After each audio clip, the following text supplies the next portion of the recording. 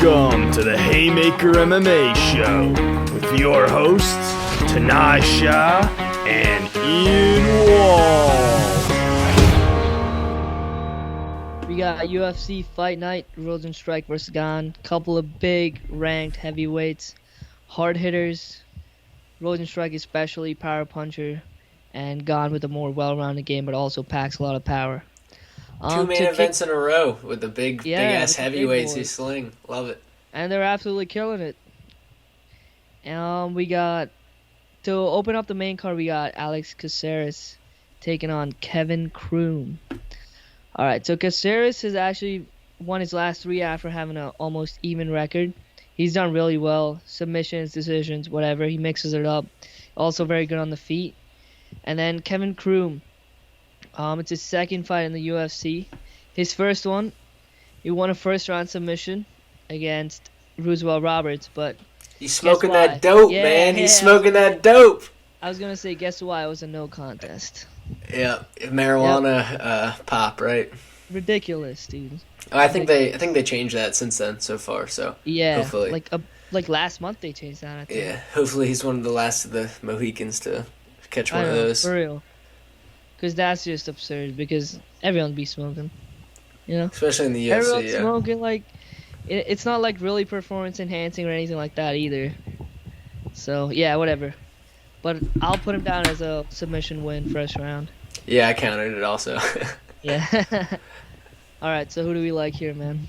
Man, Alex Caceres is just, like, a guy who's always going to have, like, his job as a UFC fighter, like it's just a day at the office. He's never like going to be Jeremy Stevens.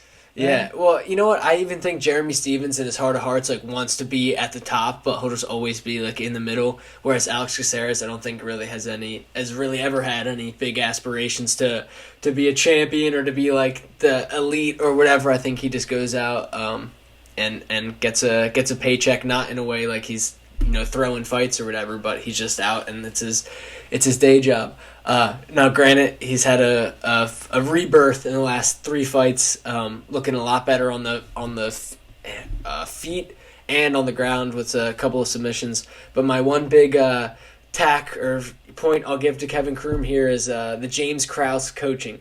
We've seen James Krause do so good in the last couple of year or two, couple of months especially. You got the Derek Minner fight, and what I found interesting is Derek Minner had the James Krause as a coach in the corner. Also Julian Marquez recently, 2 weeks ago. Julian Marquez also, yep. And what I found interesting is Kevin Croom had a fight against Derek Minner not too long ago. I think it was 2 years ago, and wound up getting a good win over Minner. So that's a good feather to have in his cap, especially after we saw Minner have a great performance against Rosa. But kind of a crazy, not the most polished on the feet, and definitely is a submission first guy. Alex Caceres has shown that he's good against. He's got good submission skills and good jiu-jitsu skills and good defensive grappling in that sense also. So on paper, I look at Alex Caceres having a 3-fight win streak, having really good performances, looking a lot better on the feet with some decent output. A lot of times, a big knock on him is he doesn't do too much volume. But doing better in that front. But I just love the James Krause. I'm high on the James Krause. Kevin Croom coming off a big first round submission over Roosevelt Roberts, who's a big prospect.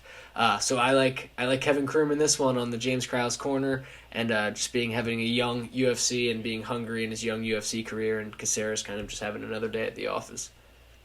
Fair enough, dude. I'd like to agree with you that the coaches thing is very real.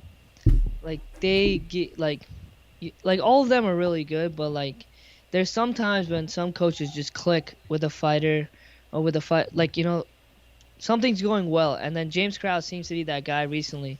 He's getting through his fighters, he's doing all these things, and yeah, dude, Kevin Croom I think is a better fighter. Maybe Caceres has a slight advantage on the feet, but overall I think Croom takes it with he has way better grappling in my opinion. Even though Caceres is respectable in that field, you can say, I like Kevin Croom also. Also, you bring up Derek Minner, man. We gave him a nice nickname. No response to that on Instagram or anything. Yeah, what the fuck? The day man, baby. We'll still push that. One day he'll be the day man. I know. Next up on the main card, we got a rematch between Pedro Munoz and Jimmy Rivera. They haven't fought for I think it was 6 years or 7 years. Let me see here. 6. Yep. Yep, 2015. Yep, 6 years. So a lot has changed over the years there. But Jimmy Rivera coming in on a one fight win streak, looked really good in his last fight against Cody Stamann. Cody Stamann didn't have much to offer, to be honest, but still Rivera looked good when he had his shots. And then Pedro Munoz coming off of a 2-fight losing streak. A lot of people would argue that he won that fight against Frankie Edgar in his last time out. I disagree also, but how do you see this one going between the Brazilian and the New Jersey man? Dude, this is a tough one to pick because they're so good. So their striking, I'd say, is pretty even. They're both really, really fast. They got fast hands. Rivera's a little stocky, but he's still fast. Munoz got solid hands too. You see what he did to Cody. You see how well he did against a guy like Frankie too. And then on the ground, Munoz is a obviously BJJ specialist, and Rivera is a wrestler, big time wrestler. He can just take you down, hold you there for a while. So that pretty much cancels out a lot. And if I have to make a pick, man, I think Jimmy Rivera looked really good against Cody Stamann. He made Cody Stamann look like he wasn't offering much. Cody Stamann is no joke. I'm sure you've seen it. Everyone's seen him fight. He can put on he can go he can wrestle, he can box, he can he can do everything. And Jimmy Rivera just didn't leave any doubts that he was going to lose that decision at all. He really dominated Cody Stamann, and I think it'll carry on and Jimmy Rivera is going to get the job done. But I will say Pedro Munoz is a dog. He was pissed off after that Frankie decision, so maybe he comes out hot. But for my prediction, I'm going to say Jimmy Rivera. Yeah, I think Pedro Munoz's head is still definitely in the game, looking for a title opportunity. But people forget that Jimmy Rivera had that 20-fight win streak. He got clocked by Marlon Moraes in the first round. That kind of derailed that for a little bit. That was when Moraes was on a tear. On a tear. And then two tough losses, one to Aljamain Sterling, which was one of the many fights I watched and researched for this one. But something to note in the corners, he's saying after the first round, I don't feel right, I don't feel on, something's off, and didn't look terrible in the Aljamain Sterling fight. And the Peter Yan fight, he did good against a guy who's the champion in his division, who's been clobbering people. I like that you bring that up. So see who he's lost to after that 20-fight crazy streak. Moraes on a tear, he was knocking everyone out. Aljo is a beast. He's in line for he's fighting for the title in the next week. And then Yan, who's obviously the 135 champion. So absolute beasts. And they've all I'd say Yan, obviously Sterling was pretty dominant, Moraes, but once he got his head together, fought Peter Yan, that was pretty close. For sure. And I think they have such similar trajectories and schedules when you look at it. Since the Jimmy Rivera fight, he had a couple of no-names, Munoz had a couple of no-names, Rob Font with a big guillotine win, a loss over John Dobson, which at the 6 months later, John Dodson, after beating Munoz here, fought Jimmy Rivera and lost to Jimmy Rivera, so both a little milestone or a checkpoint to see in their development or how well they're doing. Halfway through that big gap of the 6 years since they haven't fought. Rivera passed it well, and Munoz didn't. He lost a split decision. Still looked good in the fight. Definitely wasn't a bad performance, but still lost that. And then you fast forward, had a great next notable win over Cody Garbrandt, where he looked great in the pocket. And that's Cody's infamous third time in a row just throwing those three nuts. Rights. Yeah, crazy man. And then it lost to Aljamain Sterling, just like Jimmy Rivera. So I think they have very similar kind of paths and trajectories, but I think Jimmy Rivera has passed the test more often than Pedro Munoz has. I think he looked a little bit better than Munoz did in the Aljamain Sterling fight, given that it was an off night. And going into their, schedules aside, going into their kind of fighting styles, I think Jimmy Rivera does great in the pocket, throwing a couple of body shots. He works the body great. He did it great in their first fight. But where Munoz would have the striking advantage is at range with the feet. And one thing that worries me is he has added this leg kick or the calf kick to his arsenal. He does throw a lot of calf kicks, yep. And he didn't necessarily do that in the Jimmy Rivera fight the first time. He did it against Frankie, big time. And Frankie, that's one performance where we've seen the calf kick just like not really work on somebody, but like that's like one example where it hasn't worked. Frankie's Everything got else the heart, has worked dude. so good. He's got the heart. Crazy. But long story short, I think Jimmy Rivera does better in the pocket throwing when they're close in, throwing body shots, big shots over the top. Munoz is going to have to keep this at kicking range, but I think one thing that has worried me in the past about Rivera is like a low output in some of the beginning rounds and everything, and it comes back to bite him. But going off of the Cody Stamann fight, I think he's got some fire back in the engine. I think it's going to be a great fight. Munoz isn't going to roll over by any means. Definitely a super close one. And the worst thing when you're doing fight research is you're like, oh, this is going to be close. Then you watch a couple fights to the one guy, you watch a couple fights to the other guy, and it doesn't change your opinion at all. It's like, fuck, I just wasted 2 hours, and they're just their exact opinion as I had when I started. But like I said, I'm leaning Jimmy Rivera by decision, and I can also something in my loins tell me that Jimmy Rivera might come out of here with a KO, or maybe even Munoz, and that this fight might end in KO, because judging off their first fight, they dropped each other pretty good, and they were both willing to get in that pocket and throw bombs, and they both do great at that. Yep, so just to tell you how close the lines are, -150 Rivera, +125 Munoz. So our assessment, I think, was pretty good when we said over and over there's going to be a close fight. Close one. Yep. Yeah, watch it end in like 5 seconds. Yeah, right, exactly. Next up, we got some 125 women. We got Bueno Silva taking on the very pretty Montana De La Rosa. De La Rosa got some serious jiu-jitsu skills, and so does Silva, but Silva also has very good Muay Thai from shoot box. Silva's lost just once in her career, and I mean that was the fight before that, but she doesn't have as much UFC experience as De La Rosa. De La Rosa sometimes can throw heavy ass hands too. She's dropped a couple of people and stuff like that, so I mean, I don't know. Like, as the line suggests, I think this fight is very close, and I might just stay away from it. Yeah, definitely one I'm staying away from. Also, De La Rosa having a kid very young tonight. Don't get too much of a crush. It's a big red flag in my book. But nah, it's fine by me, dude. There you You're go. single, it's fine. There Kid, you no go. kid. But like you said, that's kind of the fallback of some of the wrestlers, especially the people who grow up wrestling. They fall back on that less technical striking of just throwing some bombs.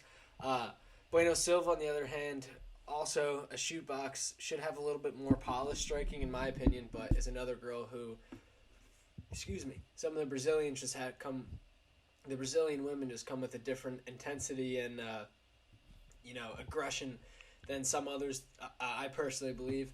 And that's Mayra Bueno Silva's kind of game with that, to be honest.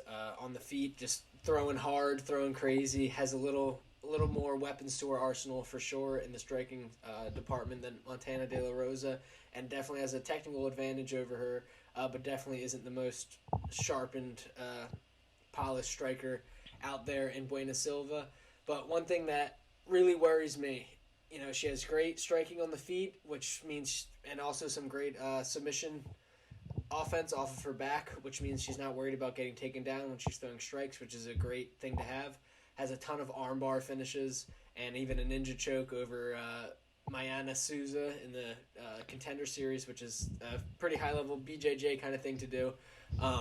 But what really worries me is her one loss over Marina Moroz, where she got taken down off of a girl who's not or a woman who's not necessarily a strong wrestler or primarily a wrestler, and she really just laid on her back for 2.5 rounds almost. And I was high on her winning this fight because of that, or because of her submissions off of her back, or submission offense, but that really worried me when after watching her lay on her back for almost a full fight and losing a fight off of that. Yeah, so you think De La Rosa can keep that pressure and stay on top for longer periods? Well, not. I was leaning Silva before then, and then seeing that is a possibility that Bueno Silva will fall back on, is just kind of laying on her back and hoping for something to open up. I think that swayed the tides more back to a straight 50-50 pick 'em for me. Like you said, De La Rosa's been having or has a lot more experience in the UFC, and has had like leaps and bounds in her striking in the last couple of fights. In between each fight, has grown so much in her striking. But Silva, like I said, just really made me worried. Not confident on picking her as a winner based on the possibility that De La Rosa might take her down and she'll lay on her back for 2.5 rounds and lose me that fight. Yeah, we'll see what happens. But ninja choke, huh? That's pretty sick. Yeah, you know what? That's very different. Because it ended so quick, that wasn't even one of the ones that I watched. I watched her third fight, but I only saw the highlight of the ending of that, of how she finished it. But yeah, like I said. Yeah, we'll see what happens. I'm Yeah, not going to touch that. I'm not confident at all Yeah, I'm gonna add in my pick for that at all. Also in Montana's last fight against Vivian Araujo, however you goddamn say it, had a much improved gas tank, had a great gas tank. So if it is a grappling exchange or even eating shots on the feet, I think she's in great shape. So much like tonight, I'm staying the fuck away from this one. It's so hard to call 50-50 split, and you're not getting good odds on either way. So maybe fight to end in submission, for feeling nice after the first few results. Yeah, I would like Bueno Silva submission round 2 if I'm putting $1 on a prop bet or something. Yeah. But it's too hard to call. It is too hard to call. Up next in the co-main event of the evening, we got Nikita the Miner Krylov versus Magomed Ankalaev. Ankalaev having some good showings, some knockouts in the last few fights with Ion Kutalaba, Dalcha Lungubigana, who's just a dude. He looks like a fucking action figure, just crazy ripped and a good explosive striker. And then Nikita Krylov, on the other hand, not looking too shabby in his last couple of fights, and honestly in his whole UFC career, had a first UFC stint where he did pretty good, ended up getting cut, went to some other promotions, and then came back recently and rattled off a decision win over Johnny Walker. Ended up losing a split decision to Glover Teixeira, but looked good in it. Did not look bad. He submitted OSP too before And Glover, so submits OSP. Not bad at all. Comes back to a loss over Jan Blachowicz before that, but you see where he's ended up as a light heavyweight champion. And like I said, Ankalaev, crazy kickboxing threat. How do you see this one ending? Dude, I love Ankalaev. He's definitely the dark horse of light heavyweight. Heavy ass hands, very fast. He can knock you out any given shot. I think he throws a lot of combinations for that kind of weight. Like, people do throw combinations. Jan Blachowicz, the champion at 205, throws combinations too. But I think Ankalaev is a little faster. Krylov, dude, definitely his path to victory is to wrestle, hold him on the ground, and find for a submission, much like he did Johnny Walker. But, dude, I don't know. I don't think that Ankalaev knows exactly what Krylov's game plan is going to be, and he's not going to let that happen. I think all he did in practice was just take down defense, get out of submission, like bad positions, and then because he knows he has a clear advantage on the feet. And I think Ankalaev, heavy favorite. I don't think he should be this heavy, but because Krylov is actually ranked higher. But I think Ankalaev gets the knockout. Yeah, Ankalaev has been getting the knockout on everybody, but what makes me wary is, going back through Krylov's career and looking at some of his more recent fights, is he's a pretty fucking crazy dude, like his whole style is a crazy ass kind of style. And, he was in the UFC when he was like 20, 21, not even 21. So has tons of experience in there, and I would definitely lean Ankalaev to just having a good combat sambo background also, so he's got a good wrestling, grappling, not just from those credentials alone, but going back in some of his fights has done good on the ground. You look at the Paul Craig, obviously lost in the last 2 seconds like a fucking idiot, but other than that has done great with control and submission defense and stuff. So all the cards seem to be stacked against Nikita Krylov. I think Ankalaev has enough to neutralize his grappling offense, and has the edge on the kickboxing or on the feet also. But at these odds, to be honest, he does not make me comfortable as a money line bet. Nikita Krylov is crazy, has tons of UFC experience, has had to solve tons of puzzles before, and some good strikers. So Nikita Krylov definitely has stuff in his arsenal that could end up winning this fight. Magomed Ankalaev definitely has more to lean on than Nikita Krylov does. But at these odds, this is one that I would stay away from the money line. But I might like the Ankalaev prop bet to even the TKO's at a -110 now. It wasn't like that earlier. Interesting. This is one I would personally stay away from tonight. Nah, dude, I'm all in on Magomed Ankalaev. I understand it could go like the Johnny Walker fight did with Krylov, where Walker is a big time striker, versatile. Like, he hits you from every angle, knees, elbows, like punches, everything, a lot of power. But I think Ankalaev is too clean and way better wrestler than Johnny Walker. More experience on that front, so he'll neutralize the takedowns for the most part. I'm not saying 100%, and then he'll get a finish. He's way better on the feet. Yeah, also one thing to note, if you're looking at the round props or distance props, is Krylov, the one who we're saying could possibly get, or is more likely to get knocked out here. His last 2 fights went to decision. His 17 fights before that all were finishes, whether it's win or loss. His career, I'll add to that staff. He has 27-1. Oh no, he's fought 34 times, and 31 times it's not gone the distance. And then you look at Ankalaev. Also, he had one decision against Klidson Abreu, but since he had to go back to 5 years before that exactly to find a decision, all others have been TKO wins for Ankalaev. So. Main event time, we got Biggie Boy. I absolutely love that name. The Biggie Boy. Jairzinho Rozenstruik fighting the young, hungry, very skilled Cyril Gane, man from France. Dude, they're both like highly ranked. They deserve to be. Both their last wins were knockouts against JDS, Junior Dos Santos, the legend. Rozenstruik got crazy power. All his fights that he's won, he's been knocked out. The only one he's lost is to Francis Ngannou, who just swung away with... that was just like crazy 30 seconds. He was just swinging, one connected, two, he's out. But that's what happens when you fight. So I would say Rozenstruik, Derek Lewis, and Ngannou are like the three, are in a triangle for the... the scary, enormous black guy in the heavyweight division who just has one-touch KO power. Right now, I got Ngannou, Lewis, Ngannou, Lewis, obviously. Too. We'll see how that plays out in the next couple of years. Rozenstruik can shut a lot of people up if he can knock out Gane, because Gane is a very real prospect again. Like, dude, this guy, he pulls off submissions. He has a lot of power. He will also grind you to a decision if he has to. He'll win any way he can, and he's really good. He's huge.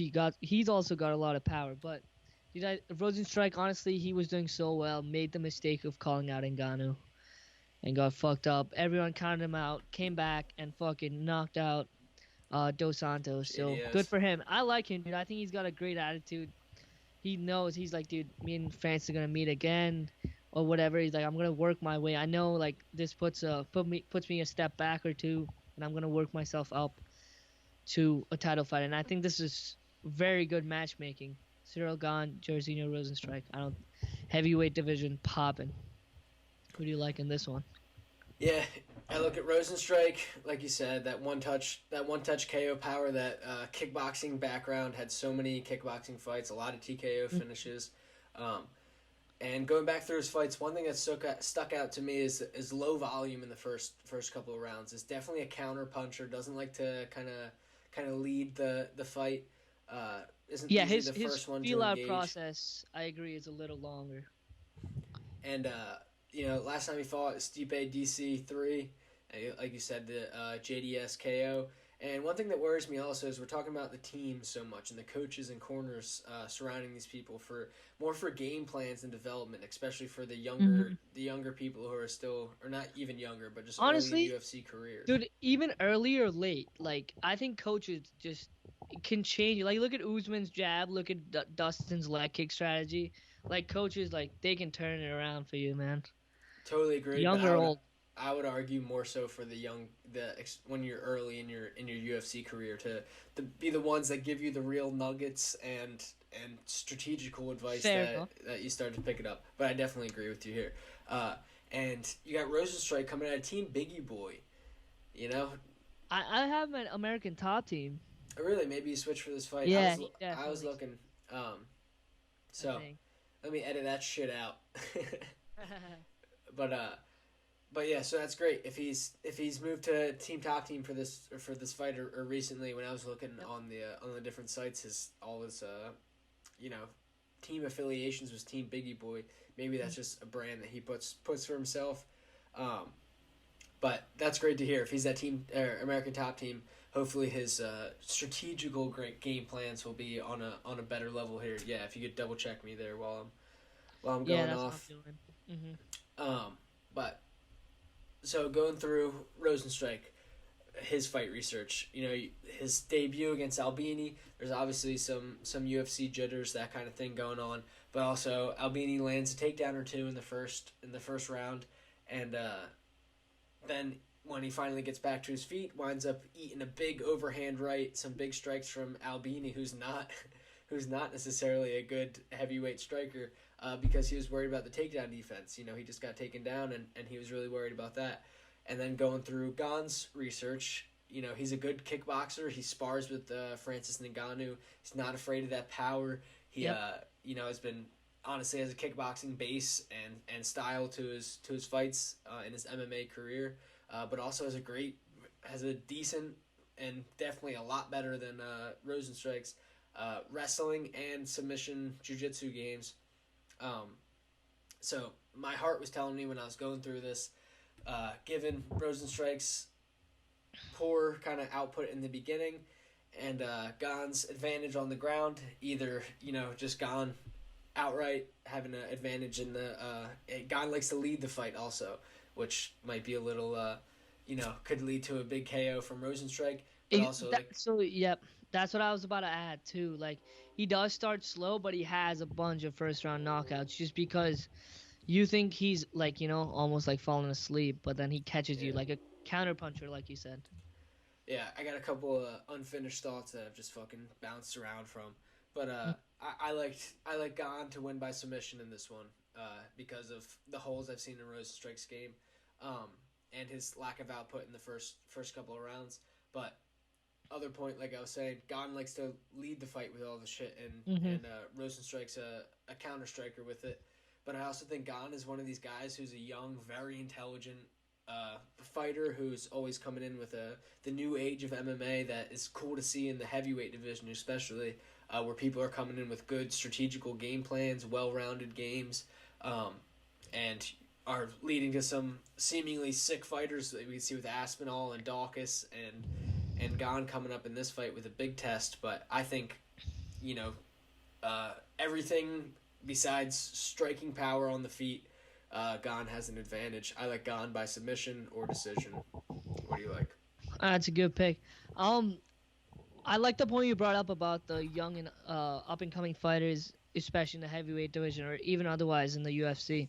They actually train MMA full-time, you know what I mean? Like, the other guys... boxers who converted or wrestlers who started, yep. Yep, they didn't have 200 kickboxing fights or wrestling matches or BJJ, which doesn't hurt, but, like, they don't have as much of a specialty. They can fuck you up from anywhere. That's my point. But, yeah, dude, the problem I see... I really like Rozenstruik as a guy, and I do like his fighting skills as well. But dude, the problem I see for him is what happened in the Overeem fight. I know he won by a last second knockout. He didn't win the couple of rounds before that, though. He didn't win a single minute before that, I think. But I think Overeem was just able to mix it up so well. Like he would fake strikes, go for a takedown, shoot low and then hit him high. Like he was a little bewildered by that. You know what I mean? He was not. I don't know if he was expecting it or not, but he couldn't deal with it. Like he would be taken down, controlled for a little bit.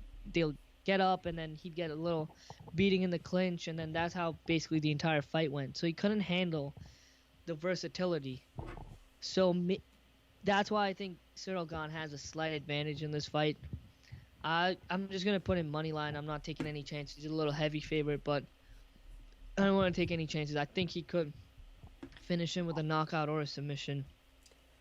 But Rozenstruik can also shut your lights off. Like, I don't judge Rozenstruik really on the Ngannou fight because that was just swing, swing, swing, boom. But the Overeem fight tells a little bit of a story as to how Cyril Gane's gonna come about. And I think the success Overeem had with Rozenstruik came at more of a distance, to be honest, or in the clinch, but not necessarily in that shorter striking range that counter range, for sure. But I don't even know if Overeem came in with too much of a reach advantage, but it should be noted that Gane's coming in with a 5-inch reach advantage, does a lot better with that more range kickboxing and not that brawl kind of kickboxing that Rozenstruik does the best in. So another advantage I would give to Cyril Gane in this one. Yep. We'll see what happens, dude. Exciting stuff. I love heavyweight division. Always fun to watch. Definitely a safe bet would be fight to not go the distance. Every heavyweight fight in the UFC, you can just put that down almost. So yeah, we'll find out. Again, the card's starting at 5 o'clock. Nice day card, prelims. Nice and early. We got about 10 to 12 prelims, and then 5 in the main card starting at 8 o'clock. So. Fuck, dude, I'm working until 5:45. Son of a bitch. Good ass Saturday. You might miss a couple knockouts. Yeah, fuck you. That wraps it up. Thanks for making it to the end, guys. If you could, give us a like or subscribe, whatever helps us with that YouTube algorithm. Just 2 students also working, but love the MMA, so any watcher that we can get or viewer we can get every week is much appreciated. If you want to comment or anything, we love that also, or update us on what picks we lost for you or won for you, preferably the last one, but any interaction is great for us, just to be a part of the whole community. So whatever you got, give us a like or subscribe, and we'll talk to you next time.